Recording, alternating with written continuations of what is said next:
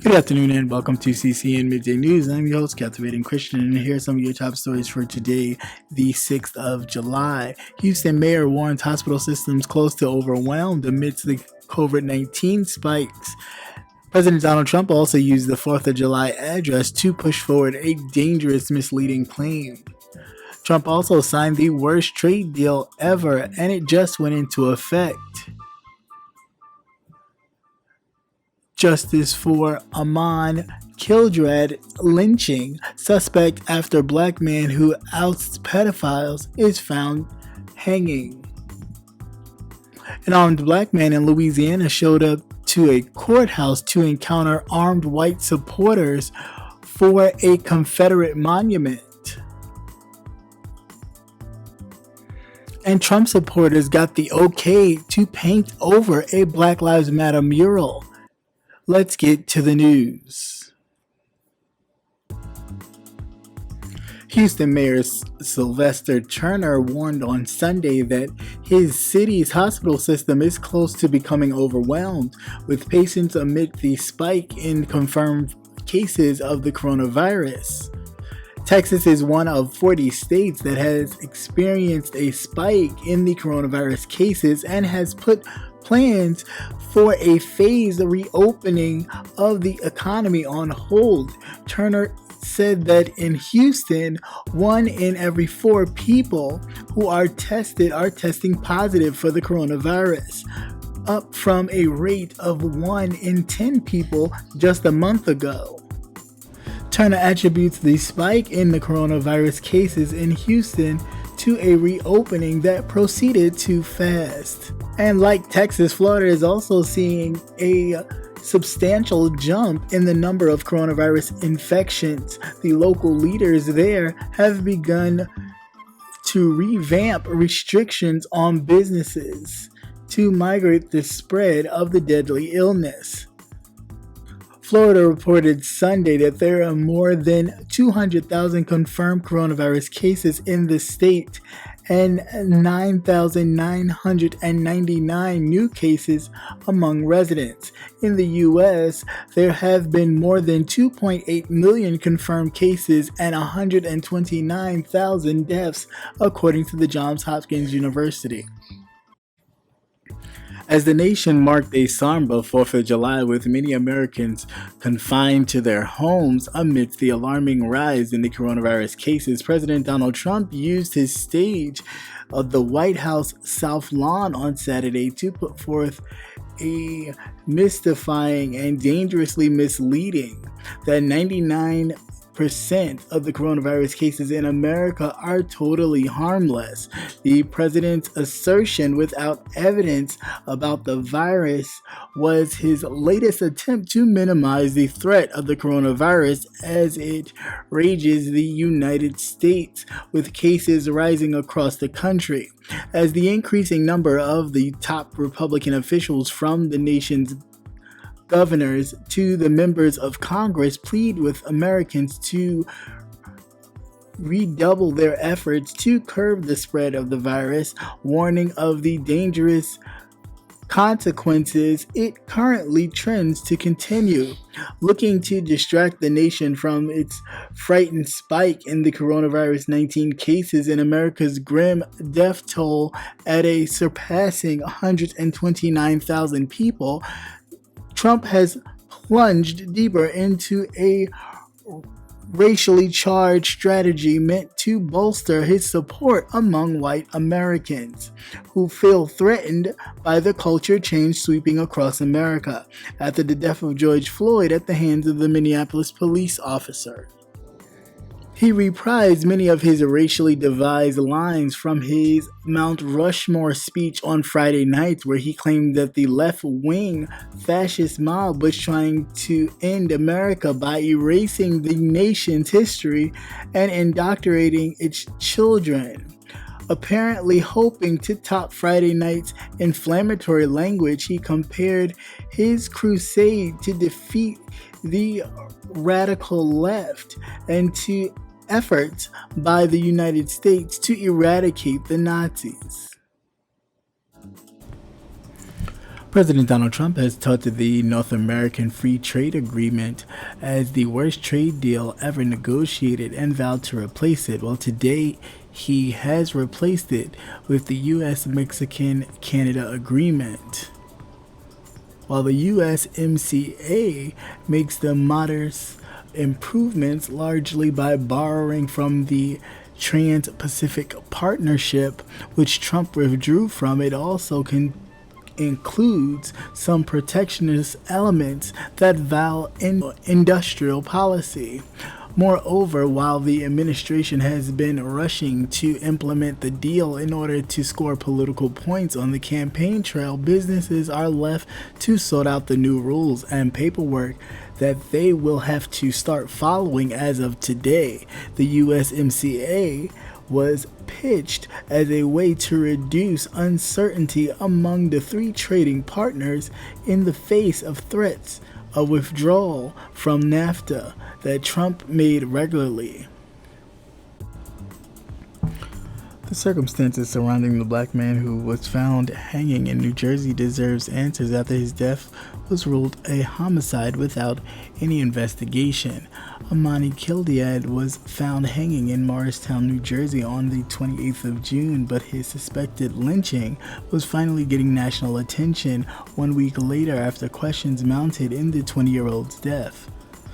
Kildea had everything to look forward to, including a beginning college in Virginia later this year, along with aspirations towards a career in federal law enforcement. The local news outlet in Morristown Green said that Killiad's adopted father described his son as a beautiful but troubled young man who took his own life. However, Killiad's killing himself does not make sense to many. It could have been racially charged lynching, since the petition said that there was no ladder or nothing. The petition was started by someone named Taylor P. Kildea. Relationship to Taylor P. was not immediately clear. Kildea was part of a social media-based group that identified and publicly outed the names of pedophiles. Although the author of the petition ruled out that being a factor in Kildea death, the Black Lives Matter Morristown founder suggested that it could have played a role. Amani worked in the community to expose sexual predators, was brave but dangerous, leaving him vulnerable to retaliation from those criminals. Despite the local prosecutor's assertion that there was no cause to believe that there was any criminality involved in his death by hanging, Amani's work in the community sheds light on the possible motive to kill and silence. Early this week, a group of armed black men from the Sleep for the Rich gun club in Shreveport, Louisiana, went to the Kildea Parish Courthouse with the purpose and mission of protecting unarmed protesters, in particular black women. According to the Baton Rouge Pride, the lighthouse assembled had obtained permits to protest the Confederate monument at the Kildea Courthouse every Saturday for the month of June. In what was described as a peaceful protest started as 4 people last Saturday, had grown into a protest and encountered protests that later that afternoon had morphed into hundreds of people. A counter-protesters group identified as the Gulf Coast Patriot Militia, many of them bikers, and did not have permits or positioned themselves across the street, were openly armed with handguns and rifles. By 3 o'clock, police had estimated that the crowd had grew to more than 300 people, and for the most part, the crowd was under control. Lawmakers were expected to convey on Tuesday to make the decision on whether the monuments were to be removed.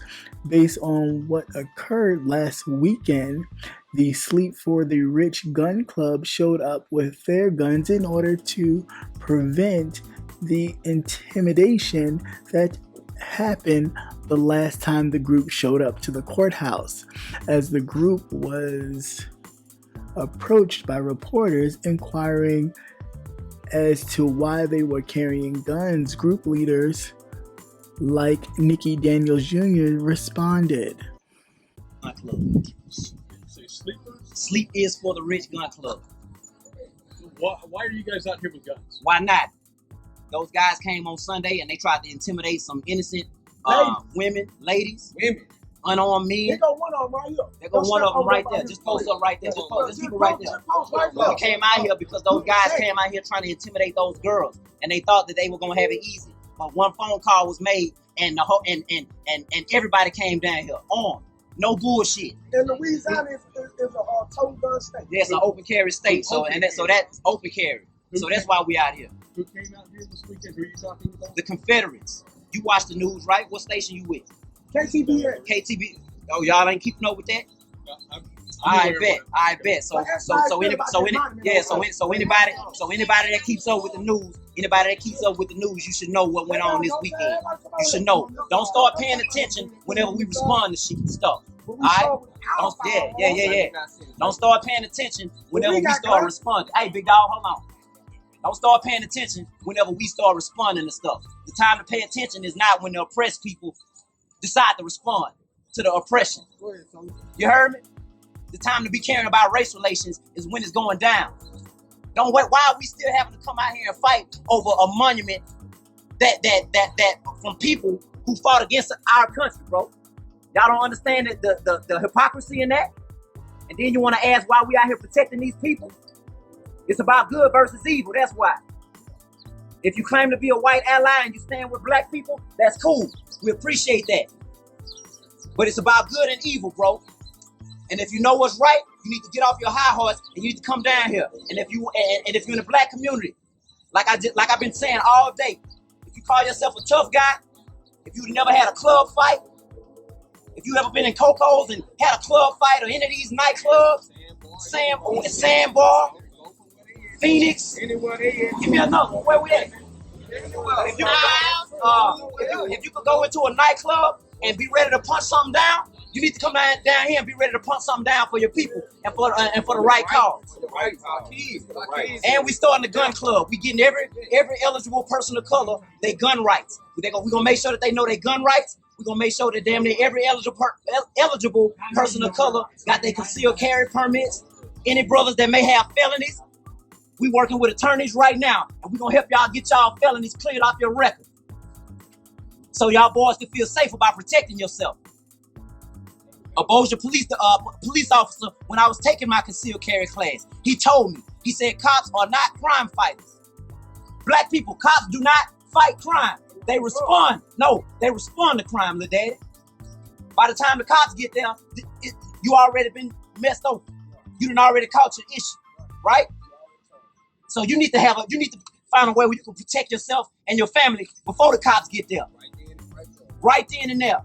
By the time the cops get there, you need to be explaining to them why you got a few dead men on your front property.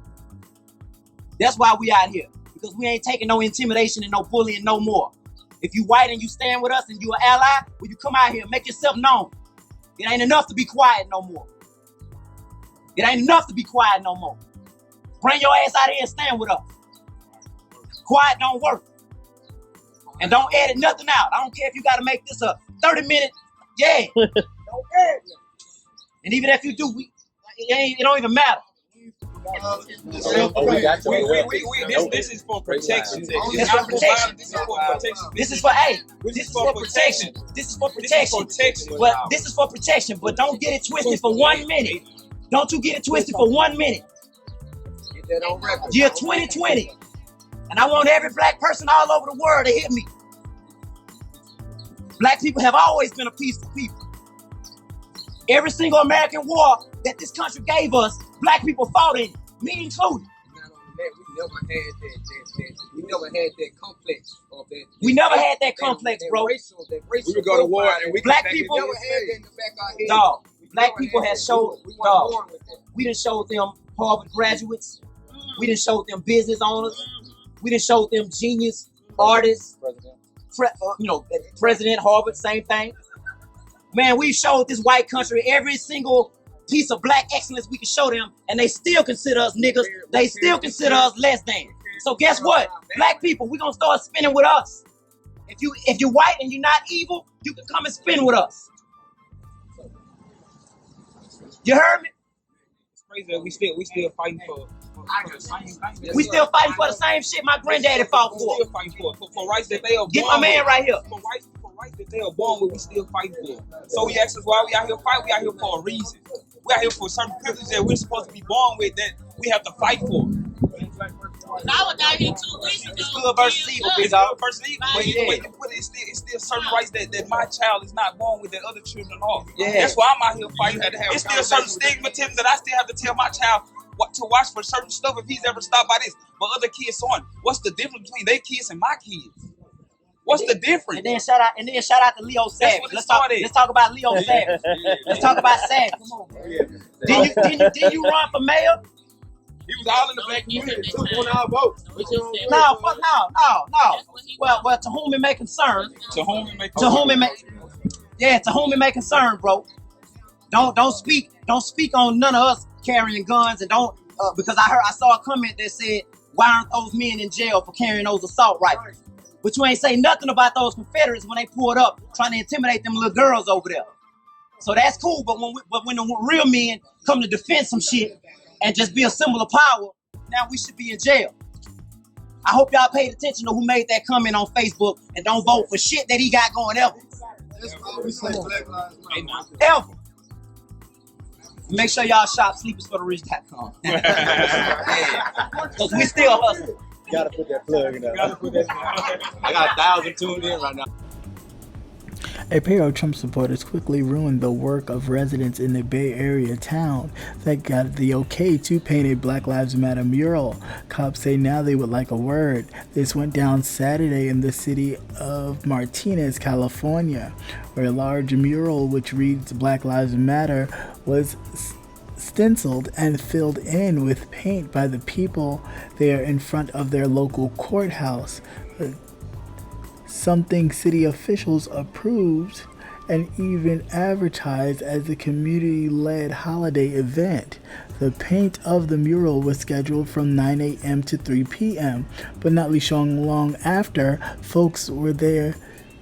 Once the job was finished, two people showed up with the paint of their own in mega hats and t-shirts. They showed up to apply black paint and roll over the letters. The Martinez police said that they are looking for these two and have plans to arrest them for defacing a mural, which again, with a city sanctioned thing, sounds like they might be facing a simple vandalism charge. The cops were hesitant to call this a hate crime quite yet, as of course Twitter was quick to label this the newest Karen and Kevin. Once again, thank you for watching CCN Midday News. Hope you enjoyed. Please like, share, and subscribe. Also hit that notification button so you will never miss another news update. Have a great day. Peace.